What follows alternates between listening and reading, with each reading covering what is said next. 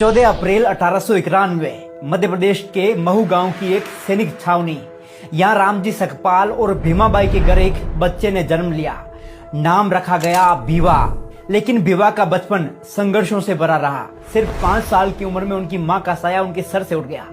इसके बाद उनकी बुआ ने उनकी परवरिश की जिम्मेदारी संभाली। 1894 में पिता रामजी सकपाल आर्मी से रिटायर्ड होकर सतारा आ गए। यहाँ भीवा को प्रताप सिंह हाई स्कूल में दाखिला दिला दिया गया।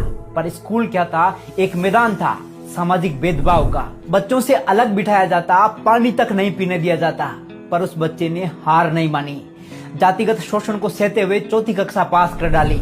1897 में पिता बॉम्बे चले गए और कुछ साल बाद भीवा को भी बुला लिया गया।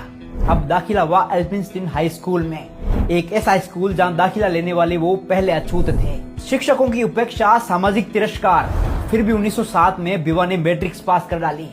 इसी दौरान 1906 में विवाह हुआ रमाबाई से और फिर 1912 में बॉम्बे यूनिवर्सिटी से इकोनॉमिक्स और पॉलिटिकल साइंस में बीए किया, वो भी टॉप रैंक से। ये उपलब्धि देखकर बड़ौदा के महाराजा सयाजीराव गायकवाड़ स्तब्ध रह गए। वो इतने प्रभावित हुए कि 1913 में बाबा साहिब को एक शर्त पर न्यूयॉर्क के कोलंबिया यूनिवर्सिटी में एमए और पीएचडी करने भेज दिया गया।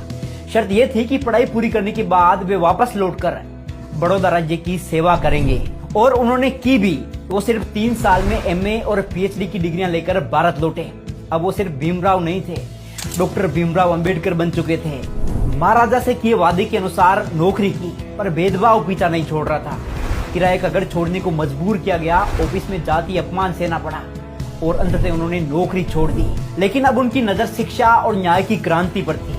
लंदन गए, जहां उन्होंने लंदन स्कूल ऑफ इकोनॉमिक्स से पीएचडी, बीएससी और बैरिस्टरेट लॉ की डिग्रियां प्राप्त की। फिर भारत लौटकर उतर पड़े जातिवाद के रंग में रंगे भारत को बेरंग करने। बाबा साहिब ने महिलाओं, दलितों, आदिवासियों और पिछड़े वर्गों के अधिकारों के लिए संघर्ष की मशाल जलाई। वो आवाज बन गए आशा और अधिकार की।